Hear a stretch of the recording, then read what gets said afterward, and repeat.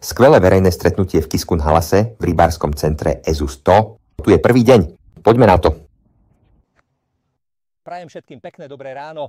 Po mojom krátkom pozdrave sme začali jesť leco. Programy sa začali. Najprv náš kolega Gábor Sipos predniesol krátku, ale o to zaujímavejšiu a poučnejšiu prezentáciu o love na feeder.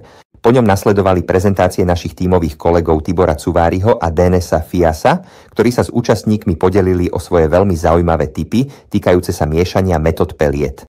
Aj keď sa príprava metód peliet môže zdať veľmi jednoduchá, veď zdanlivo stačí len voda, trochu arómy a potom to nahodiť. No práve v súťažných podmienkach sa ukáže, koľko drobných, jemných trikov existuje, ktorými sa dá takáto zmes ešte viac zatraktívniť. O tom sa chalani rozprávali a diváci ich s veľkým záujmom sledovali. Poniekud lepkavé.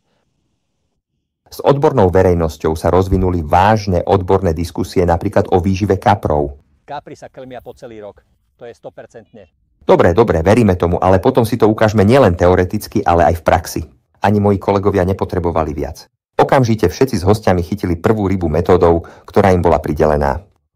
Naši kolegovia Tamás Erdeli a Tamás Hasko predviedli záujemcom techniku PVA bag a samozrejme s pripravenými balíčkami sa im podarilo chytiť aj prvé pekné kapry.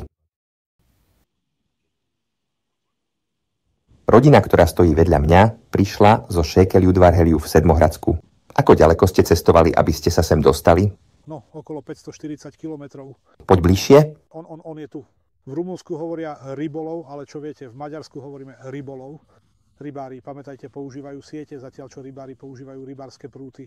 Ale viem, že sa to v Rumunsku často hovorí. A pýtam sa toho mladého muža, koľko rokov už rybárčiš? Koľko si mal rokov, keď si prvýkrát vzal do ruky rybársky prút? 4. Mal si 4 roky a teraz budeš mať 8 však? No, keď som začal s rybolovom, mal som 8 rokov. Je v rovnakom veku ako ty, ale ty si o 4 roky pred nami. A pokiaľ viem, povedal si, že ani ty, ani tvoja milá manželka nechytáte ryby, takže v rodine chytá ryby iba tvoj syn. Áno. Ale ty to podporuješ.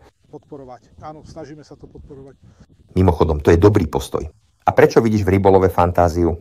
A prečo nám to nezakážete? No, myslím si, že by tam nemal byť žiadny televízor, žiadny telefón, len vzduch. Samozrejme je to oveľa lepšia a zábavnejšia zábava ako sledovanie televízie alebo používanie telefónu. To je veľmi dobrý prístup. A keď ide tvoj syn na ryby, idete s ním aj vy. Ste tam pri vode spolu s celou rodinou. To je dokonalá rodinná súdržnosť a rodinný program, keď ide o rybolov. Áno, teraz som si to už aj ja obľúbila, takže si to užívam. Na začiatku som vôbec nebola nadšená z rybolovu. Dieťa ma naučilo hádzať. Skúšam to. Teraz som si už aj ja kúpila prúd pre seba. Keď som ja začal s rybolovom, v mojej rodine nikto nerybárčil. Bol som prvý a môj otec sa vďaka mne stal rybárom. Takže mňa otec neučil, ja som naučil otca chytať ryby. Tvoj syn je na tom rovnako. Potom vás naučí a zapojí celú rodinu. Áno, pokúsime sa. Ďakujem veľmi pekne, že ste tu.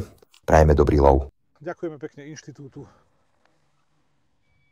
Veľa ľudí netrpezlivo čakalo na príležitosť vyskúšať nové karbobiče a s úžasom zistili, aká neuveriteľná pružnosť a sila charakterizuje tieto skvelé rybárske náčinia a aký veľký zážitok prináša aj ulovenie menšieho kapra. Náš kolega Burský Zoart predniesol zaujímavú prednášku o jemnom prívlačovom rybolove, aby nebolo všetko len o lovení kaprov, ale čo je podstatné, všetko, čo si záujemcovia vypočuli, si mohli aj vyskúšať na Malom jazere a podarilo sa im takto uloviť aj niekoľko menších i väčších dravcov. Malí chlapci sú mimoriadne zruční v rybolove. Gratulujem. Ďakujem veľmi pekne. Koľko má rokov? Teraz má 6 roka. Má 6,5 roka a už má veľa skúseností s rybolovom. Začal už ako 3-ročný. To je všetko. Ale chytá ryby okrem neho ešte niekto z rodiny?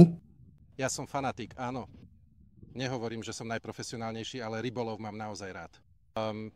Vždy, keď to bolo možné, sme vždy využili príležitosť a myslím si, že je to buď rodinná tradícia, alebo koníček. Neviem. A on tiež chcel túto vec. Je určite veľmi talentovaný, takže to vidím na jeho pohyboch.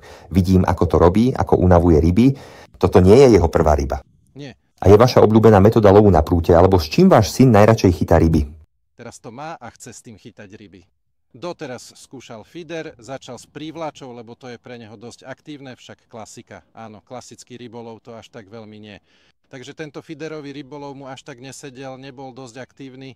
Potom si vypýtal meč prút, tak dostal meč prút.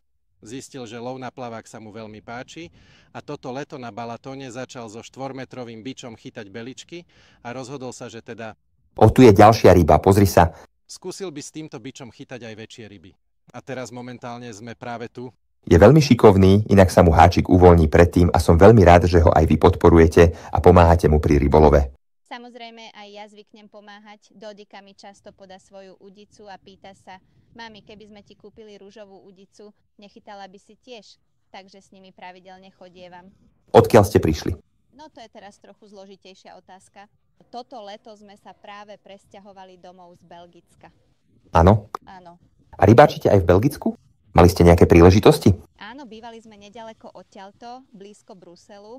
Bol tam rybník, kde sa chlapci zaregistrovali a po niekoľkých rokoch získali členov. Dovtedy sme cestovali po krajine. Holandsko, Belgicko, Severné more. Potom si to ty? Na vlastnej koži ste mohli zažiť krásy aj nevýhody zahraničnej rybárskej kultúry. Ako pre ženu je to zaujímavá vec, takže sa tvojho manžela nepýtam. Čo si o tom myslíš ako žena? Podľa teba, kde sú lepšie možnosti na rybolov? Kde je kultúra rozvinutejšia? Jednoznačne v Maďarsku. Takže radšej poďme na Balatón alebo na breh Dunaja. To je oveľa, oveľa bližšie k prírode. Samozrejme, postarali sme sa aj o to, aby mali hostia, ktorí sem prídu, čo jesť. Dnešné menu bolo hovädzie gulášové polievka a veľmi chutná, lahodná plnená kapusta, ktorú pre nás pripravil kuchár z jazdeckého hostinca v Pirto. S radosťou som záujemcom predstavil nové feeder prúty by Döme Team Feeder Kaivo Long Cast. Black Edition Kaivo Long Range, naše prúty na veľké kapry vyvinuté na lov na veľké vzdialenosti a nové Kaivo bičové prúty. Ale samozrejme nielen teoreticky, ale aj v praxi. Snažil som sa deťom aj dospelým vysvetliť, ako si osvojiť čo najlepšie držanie tela, aby mohli pomerne ľahko nahodiť montáž na veľkú vzdialenosť. Však dobrý hod sa na prvý pohľad zdá byť jednoduchý, ale v skutočnosti je dosť zložitý. Preto som sa snažil každému ukázať a vysvetliť, ako má držať ruku, ako sa má postaviť, aký stabilný postoj má zaujať a aké je správne držanie tela, aby nakoniec mohol naozaj ľahko nahodiť do veľkej vzdialenosti. Nie je to žiadna veda, ale toto sa treba naučiť, veď nikto sa nenarodil tak, že by to už vedel v matkinom bruchu.